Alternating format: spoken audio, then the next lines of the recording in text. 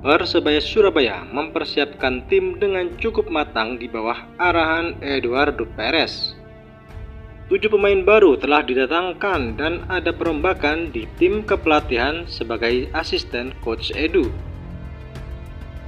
Demi meraih target juara, Eduardo Perez menempa para pemainnya dengan menjalani 2 uji coba, yaitu bertandang ke Australia Barat di tengah suhu dingin dan menjamu PSS Sleman dalam laga bertajuk Launching Game.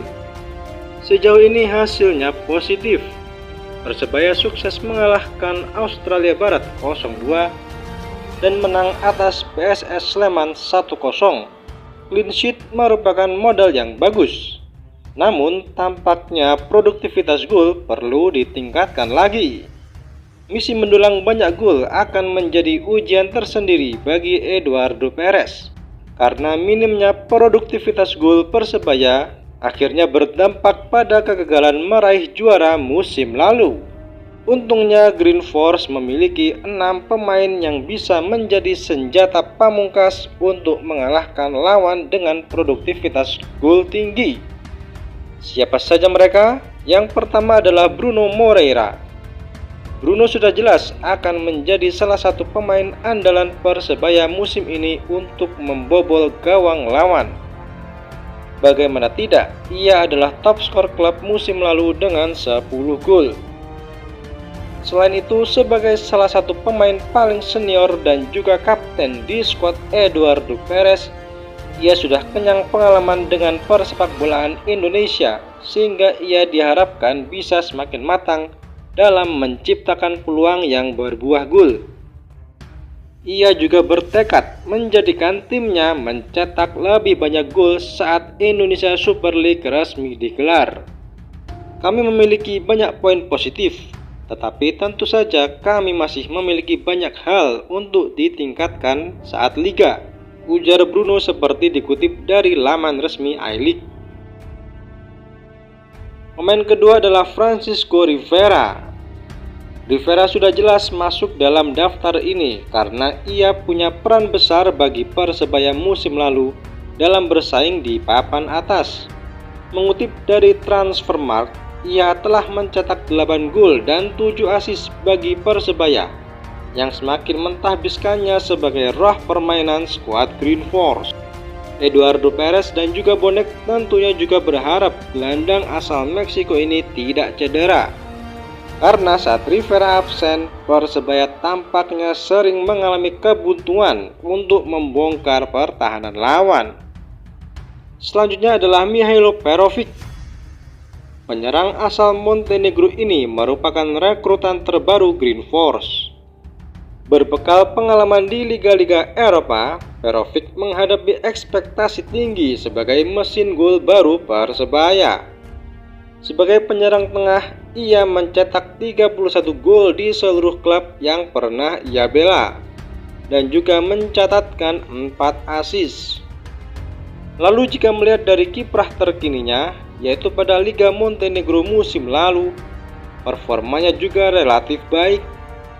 Melansir dari SofaScore, pada periode 2024-2025, saat membela FK Jezero, ia mencetak 16 gol. Dengan adaptasi yang baik terhadap cuaca maupun game plan dari Eduardo Perez, rasanya tinggal menunggu waktu saja Perovic menjadi mesin gol Persebaya. Yang keempat adalah Gali Freitas.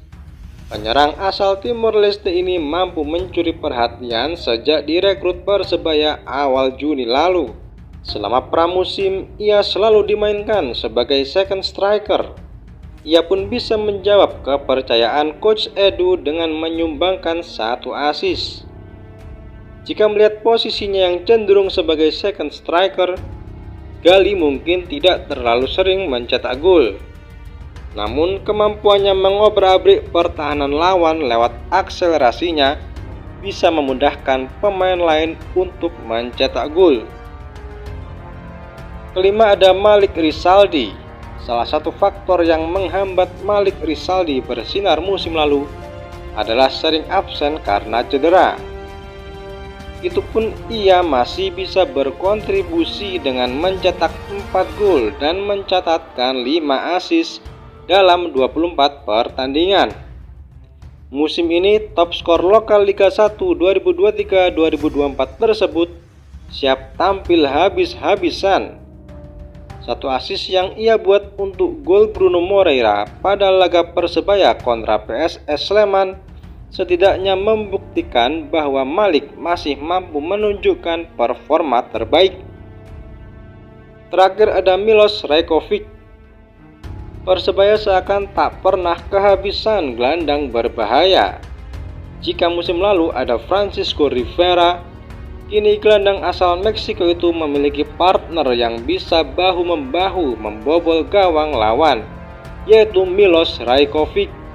Kemampuan Milos sebagai gelandang produktif memang telah terbukti di sejumlah klub yang ia bela sebelum-sebelumnya. Mengutip dari Transfermarkt, di seluruh klub yang pernah ia bela, total ia mencetak 36 gol dari 298 laga. Ia cukup subur saat beroperasi di sektor gelandang tengah, di mana ia telah mencetak 13 gol. Sedangkan 23 gol sisanya ia ciptakan saat bermain pada posisi gelandang bertahan, gelandang kiri, dan gelandang kanan. Perolehan gol terbanyaknya adalah saat bermain untuk Buduknost Podgorica, yaitu mencetak 30 gol dan mencatatkan 11 assist dari 228 pertandingan.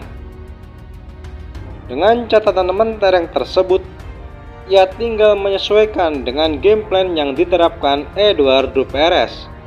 Pola serangan dengan mengandalkan bola-bola pendek dan agresivitas tinggi ala Coach Edu tampaknya akan cocok bagi Milos.